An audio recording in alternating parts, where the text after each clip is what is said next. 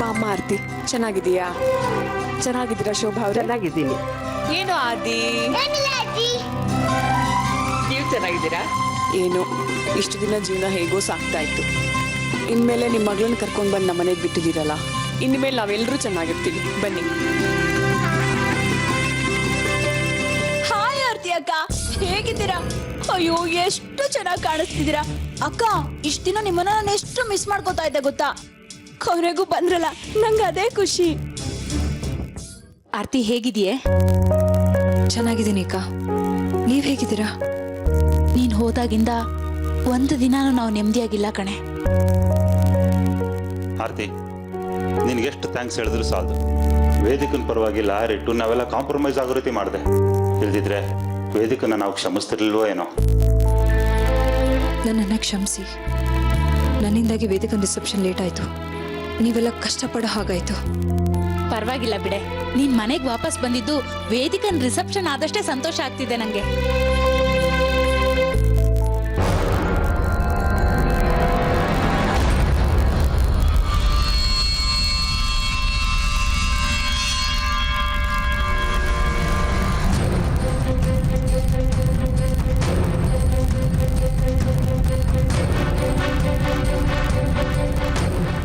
ಹುಷಾರ್ ಕಣೆ ಅರ್ಪಿತಾ, ಮೆತ್ತಗೆ. ಜಾಸ್ತಿ ಕೆಲಸ ಮಾಡಿ ಸುಸ್ತು ಮಾಡ್ಕೋಬೇಡ. ಸುಸ್ತಾಗತ್ತೆ ಅಂತ ನಾನು ಕೂತ್ಬಿಟ್ರೆ ಇಲ್ಲಿ ಕೆಲಸ ಎಲ್ಲ ಮಾಡೋರು ಯಾರು?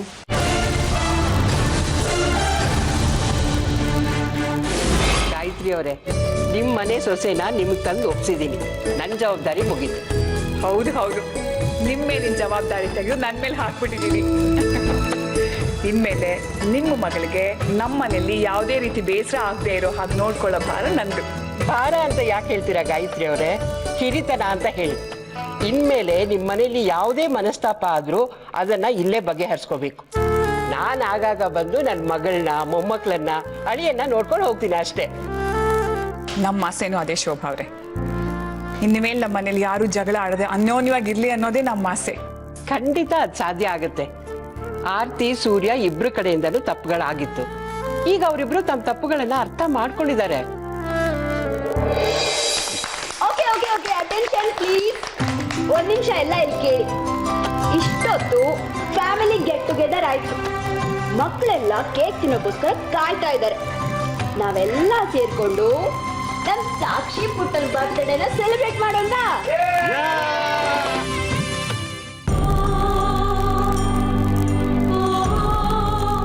ಅಮ್ಮ, ಆರ್ತಿ ತುಂಬಾ ಡಲ್ ಆಗಿ ಕಾಣ್ತಿಲ್ಲ.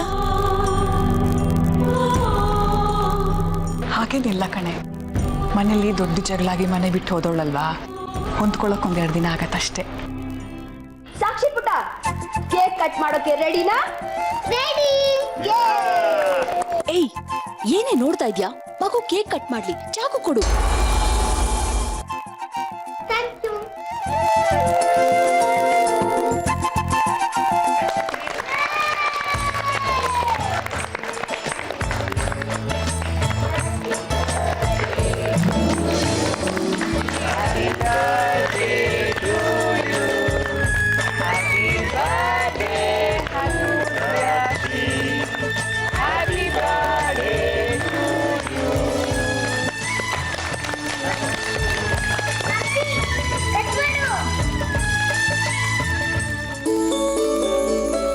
ಯಾಕೆ ಸಪ್ಪಗಿದ್ಯಾ?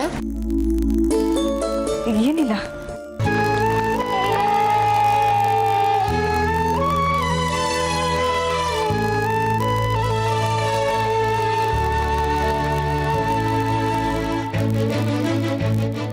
ಫಸ್ಟ್ ನಿಂಗೆ.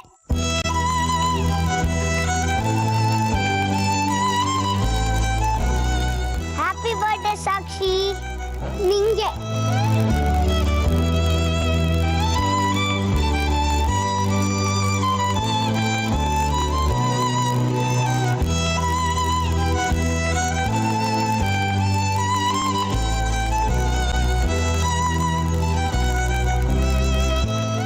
ಯಾವಾಗಲೂ ನಗ್ನಗ್ತ ಸಂತೋಷವಾಗಿರ್ಬೇಕು.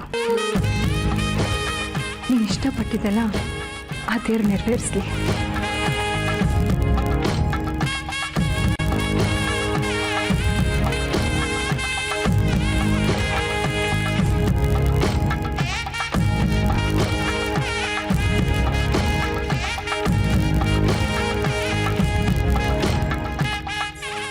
Wish you happy birthday. Thank you.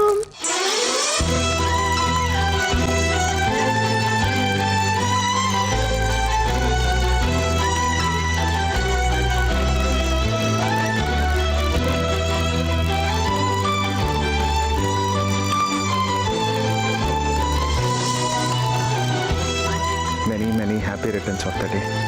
Thank you. God bless you, Putta.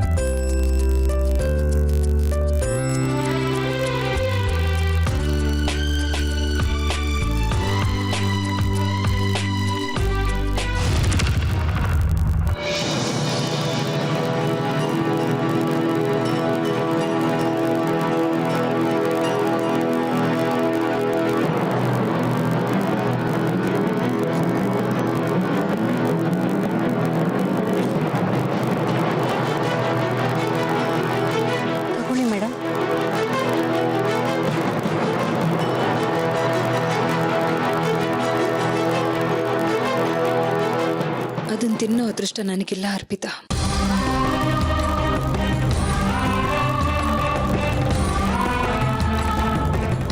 ಅದು ನಿನ್ನ ಪಾಲು, ನೀನು ತಿನ್ನು.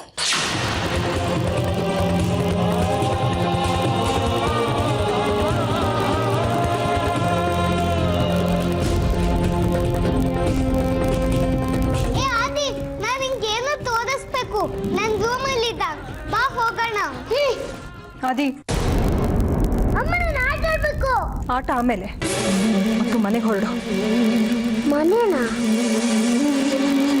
ನಿಮ್ಮಲ್ಲಿ ಇದೆ ತಾನೆ ನಮ್ಮ ಮನೆ. ಇದು ನಮ್ಮನೆ ಅಲ್ಲ.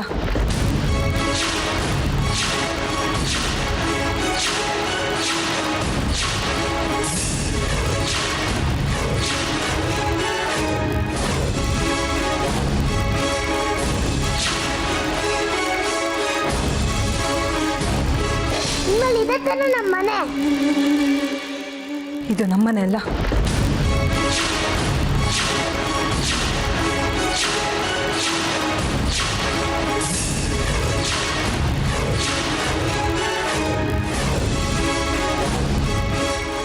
ಏನು ಹೇಳ್ತಾ ಇದ್ದೀರಾ ಆರತಿ ಅವರೇ? ಎಲ್ಲಿಗೆ ಹೋಗ್ತಾ ಇದ್ದೀರಾ? ಹೇಳಿದ್ನಲ್ಲ, ನಮ್ಮನೆಗೆ ಹೋಗ್ತಾ ಇದ್ದೀನಿ ಅಂತ.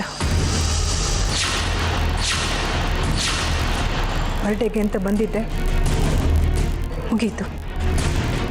ಹೊರಡ್ತಾ ಇದ್ದೀನಿ. ಏನಾಗಿದೆಯಾ ಆರ್ತಿನಿಗೆ? ಏನು ಹೇಳ್ತಾ ಇದೆಯಾ ನೀನು? ಇದ್ದಲ್ಲಿ ಇದು ನಿನ್ನ ಮನೆ ಕಡೆ. ಈಗ ಇದು ನನ್ನ ಮನೆ ಅಲ್ಲ ಅಮ್ಮ. ನನ್ನ ಸ್ಥಾನನ ಬೇರೆ ಯಾರೋ ತಗೊಂಡಿದ್ದಾರೆ.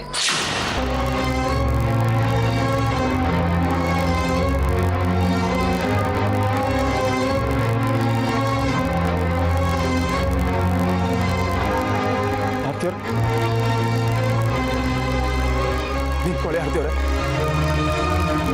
ಯಾಕೆ ಈಗ ಮಕ್ಕಳಾಟ ಆಡ್ತಾ ಇದ್ದೀರಾ? ಮಕ್ಕಳಾಟ ಆಡ್ತಿರೋದು ನಾನಲ್ಲ, ನೀವು. ನಾನೇನು ಮಾಡಿದೆ? ನನ್ನಿಂದ ಏನು ತಪ್ಪಾಗಿದೆ? ನನಗೀಗ ಅದ್ರ ಬಗ್ಗೆ ಮಾತಾಡೋದಕ್ಕೆ ಇಷ್ಟ ಇಲ್ಲ. ಸಾಕ್ಷಿ ಬರ್ತಡೆ ಅಂತ ಬಂದೆ, ಮುಗೀತು.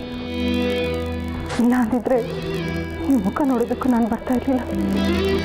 ನೋಡಿ, ನೀವು ವಿಷಯ ಹೇಳದೆ ಹೋದರೆ ಹೇಗೆ ಹೇಳಿ? ದಯವಿಟ್ಟು ವಿಷಯನು ಅಂತ ಹೇಳಿ. ಈಗ ನಾನು ಮಾತಾಡೋದಕ್ಕೆ ಶುರು ಮಾಡಿದ್ರೆ ನಿಮ್ಮ ಮರ್ಯಾದೆ, ಮನೆ ಮರ್ಯಾದೆ ಹೋಗುತ್ತೆ. ದಯವಿಟ್ಟು ದಾರಿ ಬಿಡಿ. ನೋಡಿ, ನೀವೀಗ ವಿಷಯ ಎಲ್ಲರ ಮುಂದೆ ಹೇಳ್ಬಿಟ್ಟು ಹೋದ್ರೆ ನನ್ನ ಮರ್ಯಾದೆ ಹೋಗಲ್ವಾ? ಅದೇನೇ ವಿಷಯ ಇದ್ರು ಹೇಳಿ. ದಯವಿಟ್ಟು ಏನಾಯ್ತು ಅಂತ ಹೇಳು ಆರ್ತಿ. ನನ್ನಿಂದಾಗ್ಲಿ ಸೂರ್ಯನಿಂದಾಗ್ಲಿ ಏನೋ ತಪ್ಪಾಗಿದ್ರೆ ತಿದ್ದುಕೋತೀವಿ ಕಣೆ. ನಿಮ್ಮ ಮಗ ತುಂಬ ದೊಡ್ಡ ತಪ್ಪು ಮಾಡಿದ್ದಾರೆ, ಅದು ತಿದ್ಕೊಳ್ಳೋಂಥದ್ದಲ್ಲ. ನನ್ನ ಮಗ ತಿದ್ದುಕೊಳ್ಳಕ್ ಆಗದೆ ಇರೋಂಥ ತಪ್ಪು ಮಾಡಿದಾನ. ನನ್ನ ಮದುವೆ ಆಗಿರೋದು ಸಾಲದು ಅಂತ ಇನ್ನೊಂದು ಸಂಬಂಧ ಇಟ್ಕೊಂಡಿದ್ದಾರೆ. ಏನು ಮಾತಾಡ್ತೀನಿ ಅಂತ ಪ್ರಜ್ಞೆ ಇದೆಯಾ ನಿನಗೆ? ನನ್ನ ಮಗ ಯಾವತ್ತೂ ಹಾಗೆ ನರ್ತೆಗೆ ನಡ್ಕೊಳ್ಳೋನಲ್ಲ. ನಾನು ಹಾಗೆ ಅನ್ಕೊಂಡಿದ್ದೆ. ನಿನ್ನೆ ನಿಮ್ಮ ಮಗನ ನಡತೆ ಎಂಥದ್ದು ಅಂತ ಗೊತ್ತಾಯ್ತು. ಅದಕ್ಕೆ ಅವ್ರ ಮುಖ ನೋಡೋದಕ್ಕೂ ನನಗಿಷ್ಟ ಇರಲಿಲ್ಲ. ಇವತ್ತು ಸಾಕ್ಷಿಗೋಸ್ಕರ ಇಲ್ಲಿಗೆ ಬಂದಿದ್ದೀನಿ.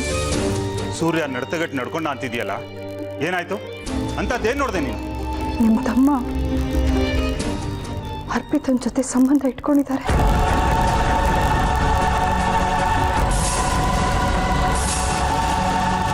ಆರ್ತಿ, ಏನು ಮಾತಾಡ್ತಿದ್ಯಾ ಅಂತ ಪ್ರಜ್ಞೆ ಇದೆ ನಿನಗೆ?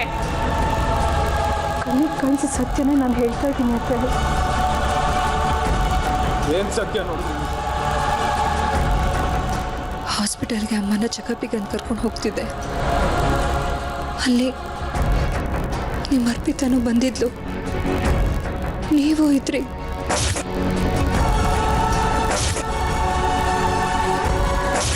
ಅರ್ಪಿತಾಗೀಗ 3 ತಿಂಗಳು. ನೀವು ನನ್ನನ್ನು ತಪ್ಪು ತಿಳ್ಕೊತಾ ಇದ್ದೀರಾ ಆರ್ತಿ ಅವರೇ. ನಡ್ತಿದ್ದು ಅದಲ್ಲ.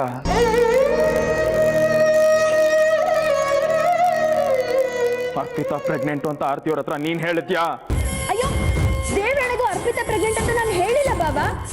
ಅರ್ಪಿತಾ ಹೊಟ್ಟೆಲಿ 3 ತಿಂಗಳಿಂದ ಗೆಡ್ಡೆ ಬೆಳೀತಾ ಇತ್ತಲ್ಲ, ಅದಕ್ಕೆ ನಾನು 3 ತಿಂಗಳು ಅಂತ ಹೇಳಿದೆ. ಆದ್ರೆ ಇವರು 3 ತಿಂಗಳು ಪ್ರೆಗ್ನೆಂಟ್ ಅಂತ ಕೇಳಿಸ್ಕೊಂಡಿರ್ಬೇಕು ಅಷ್ಟೇ.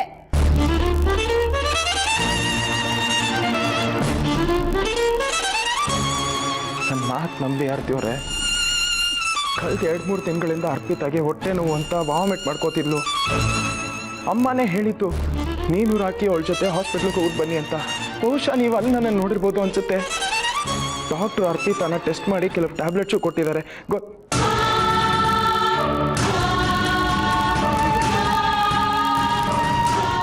ನೇರವಾಗಿ ಹೇಳೋ ಬದಲು ಸುತ್ತಿ ಬಂಚೆ ಯಾಕೆ ಹೇಳ್ದೆ ನೀನು? ನನಗೆ ಗೊತ್ತು ಬಾಬಾ, ಇವ್ರು ಅರ್ಥ ಮಾಡ್ಕೋತಾರೆ ಅಂತ ಹೇಳಿದೆ. ಆದ್ರೆ ಇವರು ಅರ್ಥ ಮಾಡ್ಬೇಡ ರಾಕಿ ನೀನು. ನನ್ನ ಸೂರ್ಯನ ಮಧ್ಯೆ ಏನೇನೆಲ್ಲ ಪ್ಲಾನ್ ಮಾಡಿದೆ ಅನ್ನೋದು ನನಗೆ ಚೆನ್ನಾಗಿ ಗೊತ್ತಿದೆ. ನಿನಗೆ ನನ್ನನ್ನು ಕಂಡ್ರೆ ಆಗಲ್ಲ. ಅದಕ್ಕೆ ಮತ್ತೆ ಸಂತೋಷ್ ಜೊತೆ ಸೇರ್ಕೊಂಡು ನಾನು ಈ ಮನೆ ಬಿಟ್ಟು ಹೋಗಿ ಮಾಡಿದೆ. ಇವತ್ತು ಸೂರ್ಯ ಅವರಿಂದ ಶಾಶ್ವತವಾಗಿ ದೂರ ಮಾಡಬೇಕು ಅಂತ ಈ ರೀತಿ ಎಲ್ಲ ಮಾಡ್ತಿದ್ಯಾ? ಅಕ್ಕ, ನೀವು ನನ್ನ ಬಗ್ಗೆ ತಪ್ಪಾಗಿ ಮಾತಾಡ್ತಾ ಇದ್ದೀರಿ. ಮುಂಚೆ ಸಾಕು, ನಾನೇನೇನೋ ಮಾತಾಡ್ತಾ ಇಲ್ಲ. ಅರ್ಪಿತನ್ ಗಂಡ ಇಲ್ಲ, ಅವಳು ಹೇಗೆ ಪ್ರೆಗ್ನೆಂಟ್ ಆದಂತ ನೀನು ಕೇಳಿದಕ್ಕೆ ನೀನೇನು ಹೇಳಿದೆ? ಪ್ರೆಗ್ನೆಂಟ್ ಆಗೋಕ್ಕೆ ಗಂಡನೇ ಬೇಕಾ ಅಂತ ಹೇಳಿದೆ ಅಲ್ವಾ? ಅಕ್ಕ, ನಾನು ಹೇಳಿರೋ ಮಾತನ್ನ ನೀವು ತಪ್ಪಾಗಿ ತಿಳ್ಕೊಂಡಿದ್ದೀರಾ. ಎಷ್ಟೋ ಹುಡುಗಿರು ಮದ್ವೆಗೆ ಮುಂಚೆ ಪ್ರೆಗ್ನೆಂಟ್ ಆಗ್ತಾರೆ ಅಂತ ನಾನು ಹೇಳಿದ್ದೆ, ಆದ್ರೆ ನೀವು ಈ ರೀತಿ ತಿಳ್ಕೊಂಡಿದ್ದೀರಾ.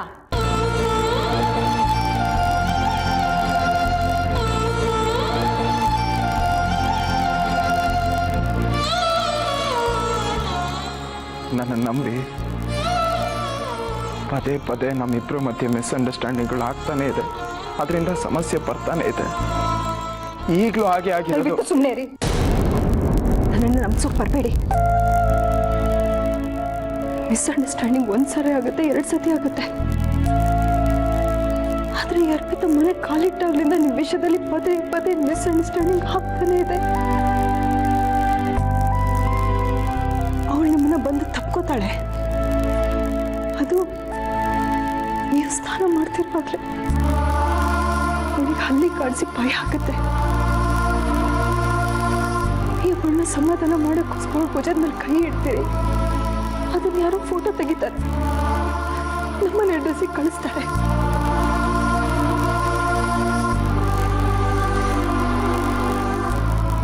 ಅಮ್ಮ ಪದೇ ಪದೇ ಹೇಳ್ತಾ ಇದ್ರು ನಿಮ್ಮನ್ನ ನಂಬೇಡ ಅಂತ. ಆದ್ರೆ ನಾನು ದೊಡ್ಡ ತಡ್ಡಿ, ನೀವು ಒಳ್ಳೆಯವರು ಅಂತ ನಿಮ್ಮ ಮಾತನ್ನು ನಂಬ್ತಾನೆ ಹೌದು. ನೀವು ನನಗೆ ಕತೆ ಹೇಳ್ತಾನೆ ಹೋದ್ರಿ. ಆದ್ರೆ ಇನ್ನು ಮುಂದೆ ನಾನು ನಿಮ್ ಕತೆ ಕೇಳೋಷ್ಟು ಮೂರ್ಖತನ ನನ್ನಲ್ಲಿ ಉಳಿದಿಲ್ಲ.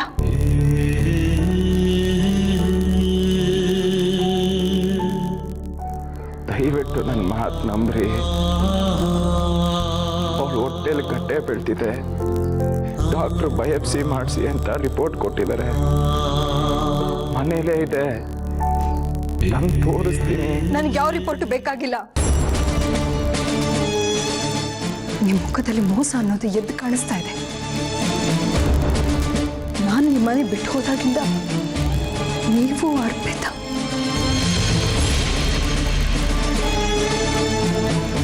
ಈಗ ನಾನು ಮನೆ ವಾಪಸ್ ಬಂದಿದ್ದೀನಿ ಅಂತ ನಿಮ್ಮ ಕಳ್ಳಾಟ ಎಲ್ಲ ನನ್ನ ಕಣ್ಣಿಗೆ ಬೀಳುತ್ತೆ ಅಂತ ಅವಳನ್ನ ಹಾಸ್ಪಿಟಲ್ ಕರ್ಕೊಂಡೋಗಿ ನೀವು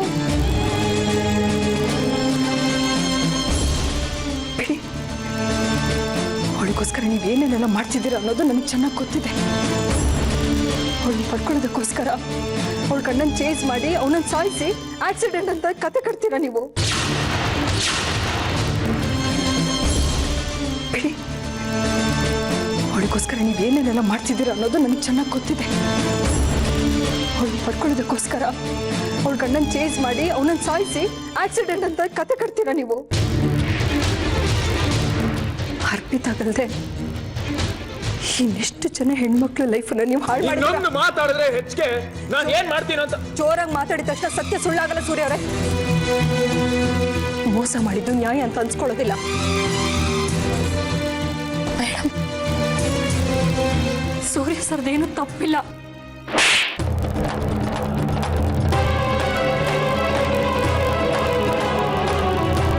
ನನ್ನ ಗಂಡನ ಬುಟ್ಟಿಗೆ ಹಾಕೊಂಡು ನನಗೆ ಎದುರು ಮಾತಾಡ್ತೀಯ? ಇವ್ರಿಗಂತೂ ಮರ್ಯಾದೆ ಇಲ್ಲ.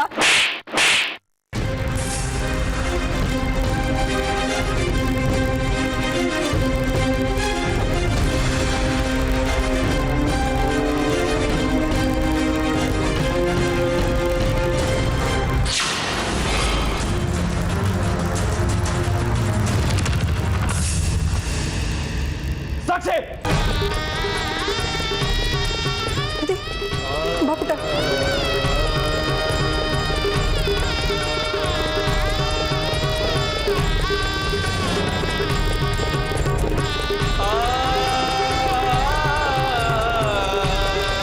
ಈ ಕ್ಷಣದಿಂದ ನನ್ನ ಪಾಲಿಗೆ, ನನ್ನ ಮಗನ ಪಾಲಿಗೆ ನೀವು ಸತ್ತೋದ್ರಿಂದ ಅನ್ಕೋತೀನಿ.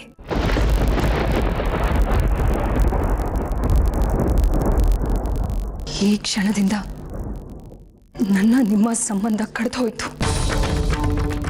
ನಿಮ್ಮ ಜೊತೆ 2 ವರ್ಷ ಸಂಸಾರ ಮಾಡಿದೆ ಅಂತ ನೆನಪು ಮಾಡ್ಕೊಳ್ಳೋದಕ್ಕೆ ನಾನು ಇಷ್ಟಪಡೋದಿಲ್ಲ. ನಿಮ್ಮ ಜೊತೆ ಕಳೆದ ಎಲ್ಲ ನೆನಪುಗಳು ಇವತ್ತಿಗೆ ಅಳಿಸಾಗ್ತಾ ಇದ್ದೀನಿ. ನೀವು ನಾನು ಯಾವತ್ತೂ ನೆನಪು ಮಾಡ್ಕೊಳ್ಳೋಕೆ ಇಷ್ಟಪಡ್ತಿರೋ ವ್ಯಕ್ತಿ ಆಗ್ಬಿಟ್ರಿ. I will always hate you. I hate you. ನಾನು ಅಷ್ಟೇ. ನಿಮ್ಮಂಥ ಸಂಶಯ ಪಡೋ ಹೆಣ್ಣಿನ ಜೊತೆ ಇಷ್ಟು ದಿನ ಸಂಸಾರ ಮಾಡಿದೆ ಅಂತ ನೆನ್ಸ್ಕೊಟ್ಟಾಗೆಲ್ಲ ನನ್ನ ಬಗ್ಗೆ ನಾನೇ ಅಸಹ್ಯ ಪಟ್ಕೋತೀನಿ. ನಿಮ್ಮ ಜೊತೆ 2 ವರ್ಷ ಬಾಳ್ವೆ ಮಾಡಿದ್ದು ನನ್ನ ಜೀವನದ ಅತ್ಯಂತ ಕೆಟ್ಟ ಫೇಸ್. ನಿಮ್ಮ ಜೊತೆ ಈಗ ಬಾಳ್ವೆ ಮಾಡೋ ಬದಲು ನಾನು ಸತ್ತೋಗಿದ್ರೆ ಎಷ್ಟೋ ಚೆನ್ನಾಗಿರ್ತಿತ್ತು. ನನ್ನ ಜೀವನದಲ್ಲಿ ಮತ್ತೆ ಇನ್ನೊಂದು ಸಂದರ್ಭ ನಿಮ್ಮನ್ನ ನೋಡ್ಬೇಕು ಅಂತ ಬಂದ್ರೆ ನಾನು ಸಾಯ್ತೀನಿ ಹೊರತು hate you Aarti. Hate you.